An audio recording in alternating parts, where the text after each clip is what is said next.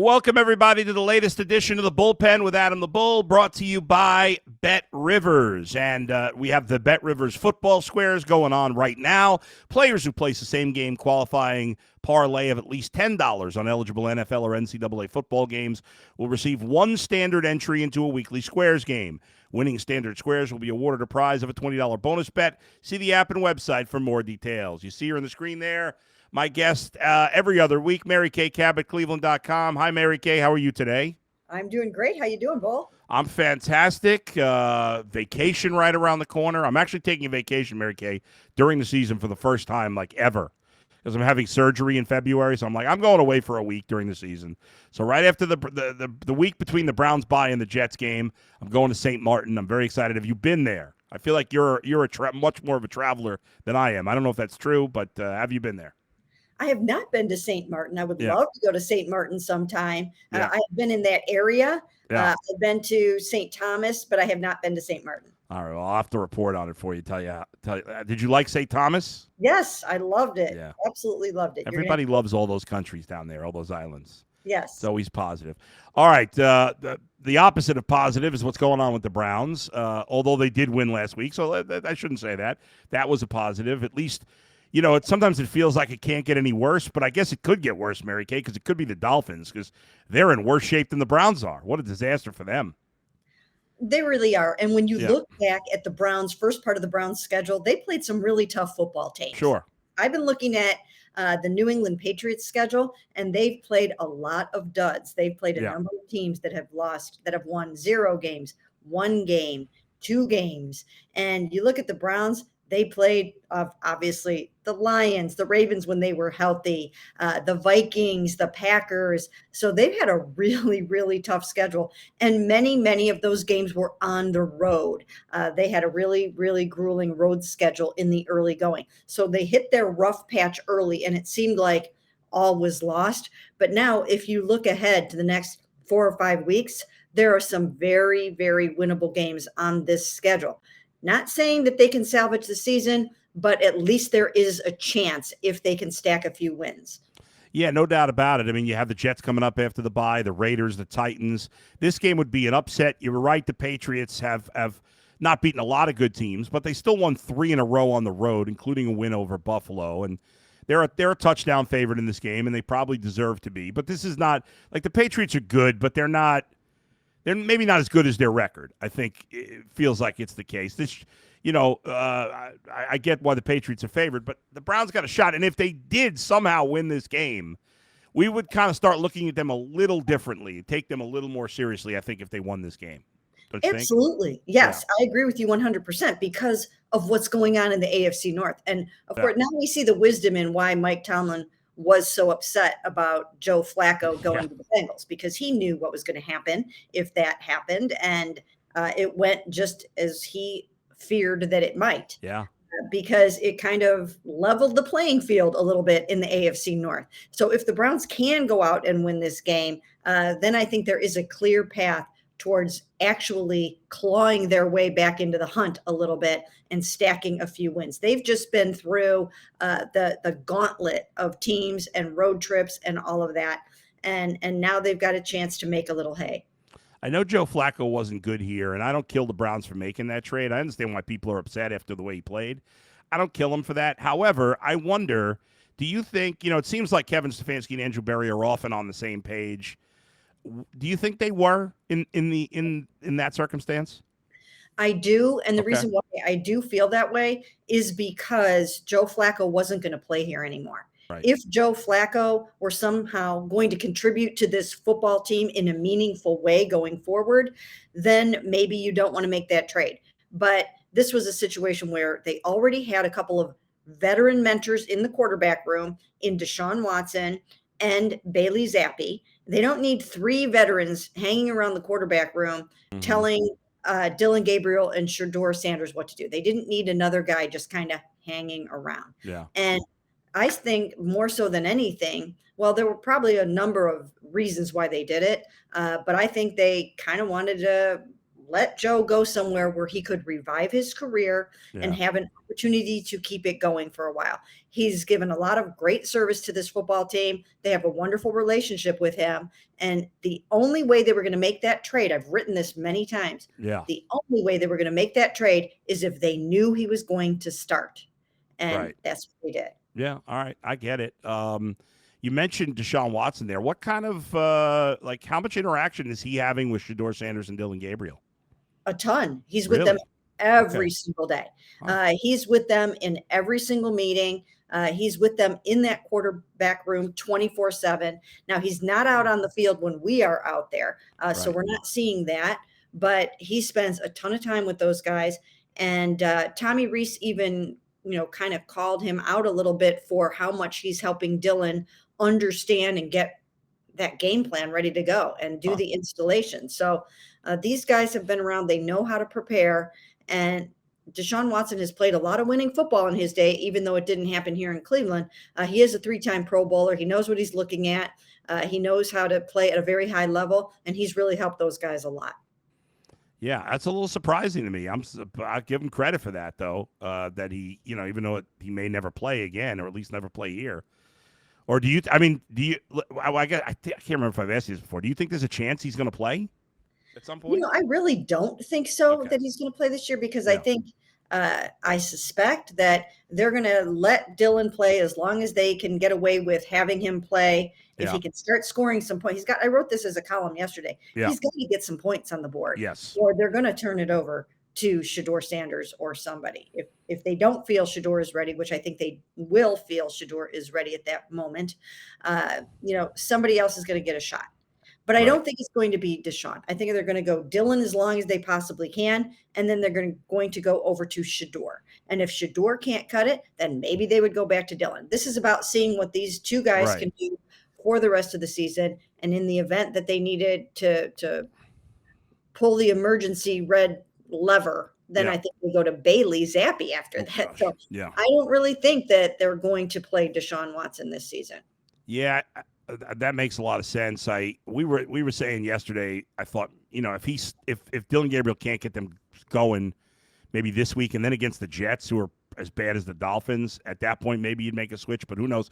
Obviously, a big deal was made this week about the fact that Kevin Stefanski admitted that Shedeur Sanders has not gotten any first-team reps, even though Dylan Gabriel did get first-team reps when Flacco was the quarterback. Stefanski saying, well, when Flacco's a veteran, we could give away some first-team reps. We can't with Gabriel. So Shedeur's getting second-team reps, obviously, but the way the fan base is, fans were a little angry about this. What do you make of this situation? Well, normally QB2 gets very few reps anyways. Right. So when Dylan was in there, he wasn't getting a ton of first-team reps. They get 1 or 2 at the end of the drill is basically those. And the way that the backup quarterbacks get their reps and their snaps is by running the scout team for the first team defense. And then they're doing other things in practice to get those young guys up to speed and to get them the work that they need. And they are still two spotting to a degree, which means when certain things are happening with the starters, then they've got maybe Bailey and Shedeur on another field. We do see that at the beginning of practice. Right. But after we're gone, I'm sure they're still doing some of that. And it's not necessarily full team work or anything like that, but they're getting an opportunity to practice dropbacks, to practice some routes and do those kinds of things. And then they do periods after practice. They call those the hungry dog periods, where they get more work. And then Shedeur is spending time with Kevin Stefanski in his office, going over installation and plays and the playbook and all of those kinds of things. So they're getting him up to speed to the degree that they can, but right now they feel it's most important for Dylan to have all those first team reps. And you can see that he needs all the time on task he can possibly get with that passing offense. No doubt. He needs the reps right now. He's the guy who's playing. Obviously we're talking on Friday morning, so certainly we may get new information later today or tomorrow. But as of this morning, what is the latest in terms of the status for this week? Jerry Jeudy, Njoku, Conklin, Mike Hall. Well, we might see him for the first time. What's the latest as of now, Mary Kay? Well, Jerry Jeudy returned to practice yesterday from a knee injury. Yeah. He showed up with a knee sleeve on Wednesday and then did not practice that day. But he returned yesterday on a limited basis, so that was a good sign. And David Njoku, who sat out all last week of practice with a knee injury and the game, practiced for the second straight day yesterday. So Dylan Gabriel, and I put this in my column yesterday, he needs those two guys. Those are your two Pro Bowl weapons. He needs those two guys to step up and be there for him. And when the ball hits them in the hands, they have to catch it. It doesn't have to be a perfect throw. Nothing's going to be perfect right now with a rookie quarterback. Right. But they have to dig deep, go the extra mile, and be everything that they can be for that rookie quarterback to get this passing game going. I expect those guys to play. And then Jack Conklin has been cleared from the concussion protocol. I expect him to play. As far as Mike Hall is concerned, I think that, they have a decision to make. They can either play him this week, which I think seems to be the way it's going to go, or they can give him one more week to rest, and then that gives him the bye week. And they're not hurting at defensive tackle right now. Not at all. Right. So, I mean, I might err on the side of caution and give him one more week, but they might be ready to see what he can do. Yeah, I think your way is the smart way right here. Why? You haven't rushed him to this point. Why rush him back? We'll see. I don't know. But one guy on defense, Tyson Campbell, the Browns made that trade, 2 weeks ago, whatever it was. And his first game, he struggled a little bit. Obviously, he had a great game last week. They must be feeling very good about that trade. I know it's one game. I don't want to get carried away. But after the way he performed, to stand out like that, they must be pretty excited about that deal right now. Yeah, I think so. He's a perfect fit for this defense. And when you have the pass rush up front like the Browns do, you have a chance to look really good in the back end too. So that's always a bonus for those cornerbacks. Yeah. And he's done a really, really nice job. I actually thought that his first game was pretty good for having just shown up on the force. Fair enough. A couple of days beforehand. And he did get it up that 25-yard touchdown pass to DK Metcalf, which, we remember that, but he made a number of plays in that game that I thought were pretty heads up for a guy that had just shown up. So that's looking like a really nice trade. Now it's time to maybe go make a few more of those. Okay. Speaking of which, the deadline, I think 11 days from now, I believe, November the 4th, or the 4th or the 5th?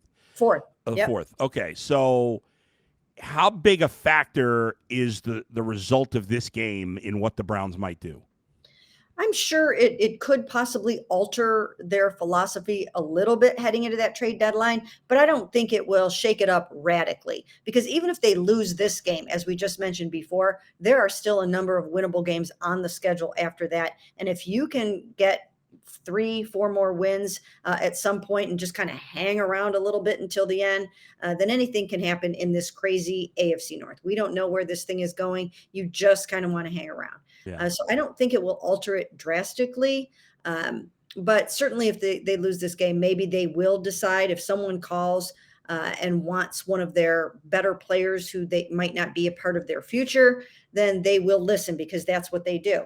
Now, heading into it, they don't intend to trade a David Njoku. That's not what they're thinking about doing. But they were not thinking at all about trading Joe Flacco, and they were not thinking about trading Greg Newsome. They were going to extend Greg, and they were going to keep Joe Flacco around for the rest of the season until those two teams called and made them an offer, and they went and did business. All right. So you think I assumed Njoku was the most likely to be traded, but you don't think he's going to get traded. But like you said, somebody could call, make an offer they think is a good offer, and then they neg. Is there anybody else? Like, could you see Wyatt Teller getting traded? Or do you think they want to re-sign him? I would think that they would want to re-sign him. Yeah. But that's because they really need to overhaul their offensive line by next year. And I don't think you want to be messing with, 4 different positions all at once. So if they can get a couple of those guys settled down and stabilize, I think they would rather do that.